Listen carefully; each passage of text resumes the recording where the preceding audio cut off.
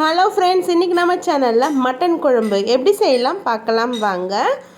Mutton குழம்பு செய்கிறதுக்காக நான் ஒரு பேன் எடுத்திருக்கேன். இன்றைக்கி நான் வந்து 1/2 kg அளவுக்கு மட்டன் எடுத்திருக்கேன். நல்லா வாஷ் பண்ணி எடுத்திருக்கேன். குட்டி குட்டியாகவும் கட் பண்ணியிருக்கேன். குட்டி குட்டியாக கட் பண்ணி எடுத்துக்கிட்டிங்கன்னா மட்டன் வந்து நல்லா அந்த மசாலாஸ் வந்து நல்லா ஊறும். அப்புறம் வந்து நிறைய இருக்கிற மாதிரியும் இருக்கும்.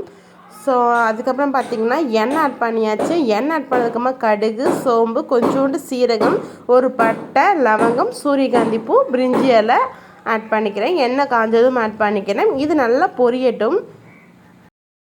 நல்லா பொரிஞ்சிடுச்சு. இப்போ நம்ம கருவேப்பிலை ஆட் பண்ணிக்கலாம். கருவேப்பிலை ஆட் பண்ணதுக்கப்புறமா நம்ம வெங்காயம் ஆட் பண்ணிக்கலாம். நான் வெங்காயம் வந்து கொஞ்சம் எக்ஸஸாக ஆட் பண்ணியிருக்கேன். உங்களுக்கு வந்து மீடியமான அளவுக்கே நீங்கள் போட்டுக்கலாம். ஏன்னா நான் 1/2 கிலோ தான் எடுத்திருக்கேன். இருந்தாலும் கொஞ்சம் எக்ஸஸாகவே வெங்காயம் ஆட் பண்ணியிருக்கேன். அப்போ நல்லாயிருக்கும். ஒரு கோல்டன் கலர் வர வரைக்கும் நான் நல்லா வதக்கி எடுத்துக்கலாம்.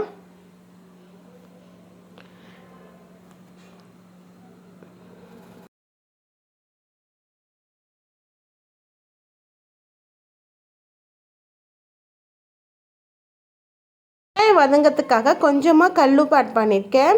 கல்லுப்பு ஆட் பண்ணிவிட்டு கொஞ்சம் நல்லா வதக்கி எடுத்துக்கலாம். ஏன்னா கொஞ்சம் சீக்கிரமாக வதங்கும். அதுக்காகத்தான் இது நல்லா வந்து வதக்கி எடுத்துக்கலாம். பாருங்கள், இந்த அளவுக்கு நல்லா வதங்கி இருக்கணும். இன்னும் நல்லா வதக்கினாலும் வதக்கிக்கோங்க. பாருங்கள், இந்த அளவுக்கு கோல்டன் கலர் வர அளவுக்கு நம்ம நல்லா வதக்கி எடுத்துக்கலாம். இது நல்லா விழுது. அப்புறமா நம்ம இப்போ கறி ஆட் பண்ணிக்க போகிறோம். ஆட் பண்ணிவிட்டு இதை நல்லா வந்து அடி பிடிக்காத மாதிரி நல்லா வதக்கி எடுத்துக்கோங்க. அடி பிடிச்சதுன்னா அந்த குழம்போட டேஸ்ட்டே வந்து மாறிடும். அதுக்காக நம்ம அடி பிடிக்காத மாதிரி நம்ம வதக்கி எடுத்துக்கலாம்.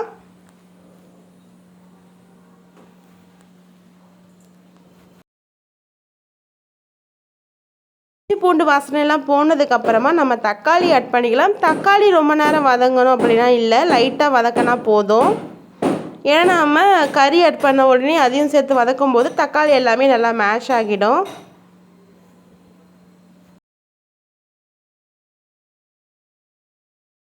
இப்போ நம்ம கறி ஆட் பண்ணிக்கலாம்.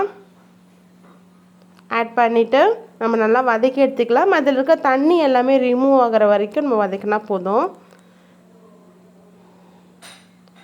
ஆட் பண்ணியாச்சு. இது நல்லா வதக்கி எடுத்துக்கலாம். தக்காளி இதிலே வதங்கிடும். அதை பற்றினா நம்ம எதுவும் கவலைப்பட தேவையில்லை.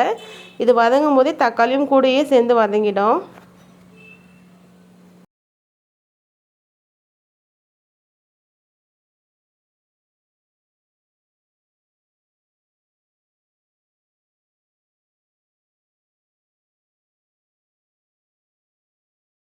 மாதிரி கவிச்சி ஸ்மெல்லாம் வராமல் இருக்கிறதுக்காக கொஞ்சமாக மஞ்சத்தூள் ஆட் பண்ணிவிட்டு வதக்கி எடுத்துக்கலாம்.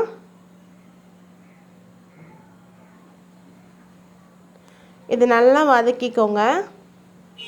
அதாவது வந்து இந்த மட்டன்லேயே தண்ணி வரும். அந்த தண்ணி எல்லாமே வந்து சுண்டணும். அந்த அளவுக்கு வதக்கி எடுத்துக்கோங்க.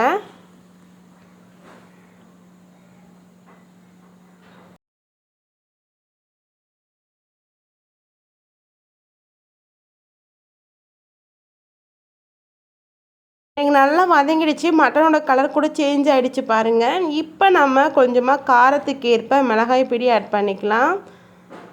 2 ஸ்பூன் அளவுக்கு நான் மிளகாய் பொடி ஆட் பண்ணியிருக்கேன். ஏன்னா குட்டீஸ் எல்லாம் சாப்பிட்றதுனால கொஞ்சம் காரம் கம்மியாகவே ஆட் பண்ணியிருக்கேன்.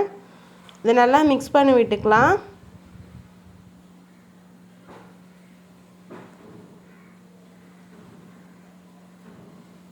இது நல்லா மிக்ஸ் பண்ணதுக்கப்புறமா நம்ம தேவையான அளவுக்கு தண்ணி ஆட் பண்ணிக்கலாம். நான் வந்து 1 கப் அளவுக்கு தண்ணி ஆட் பண்ணிக்க போகிறேன்.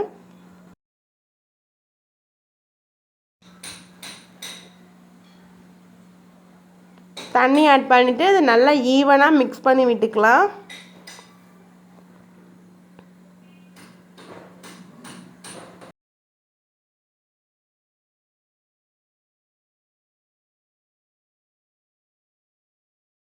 தேவையான அளவுக்கு உப்பு, ஏற்கனவே நம்ம வெங்காயத்துக்காக மட்டும் உப்பு ஆட் பண்ணியிருந்தோம். இப்போ வந்து கறிக்காக நம்ம உப்பு ஆட் பண்ணியிருக்கோம்.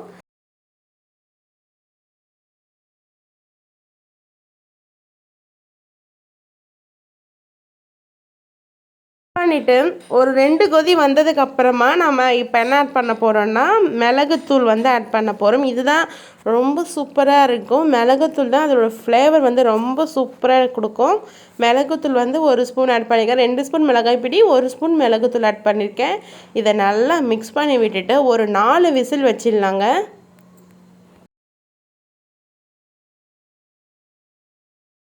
4 விசில் வச்சதுக்கப்புறமா நம்ம எப்படி இருக்குதுன்னு பார்க்கலாம்.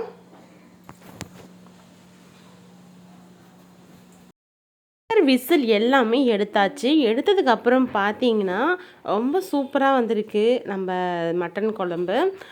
இந்த மாதிரி ப்ரெஷர் எல்லாமே அடங்கினதுக்கு அப்புறமா எடுத்திங்கன்னா நல்லாயிருக்கும். இப்போ நம்ம இதில் தாளிக்க போகிற ஏற்கனவே தாளிச்சிருக்கோம். ஃபைனலாக நம்ம தாளித்து சாப்பிடும்போது ரொம்ப சூப்பராக இருக்கும். எண்ணெய் ஆட் பண்ணியாச்சு. எண்ணெய் ஆட் பண்ணதுக்கப்புறமா கடுகு ஆட் பண்ணியாச்சு. கடுகு ஆட் பண்ணதும் சோம்பு ஆட் பண்ணிக்கலாம். சோம்பு ஆட் பண்ணதுக்கப்புறம் கறிவேப்பிலை ஆட் பண்ணிக்கலாம். ஆட் பண்ணியாச்சு. அவ்வளோதான். இது நல்லா பொரிஞ்சதுக்கப்புறமா அந்த குழம்புல அப்படியே விட்டுடலாம். அவ்வளோதான். கம்மன்னு இன்னும் கூடுதலாக சுவையாக நம்ம மட்டன் குழம்பு ரெடி ஆகிடும்.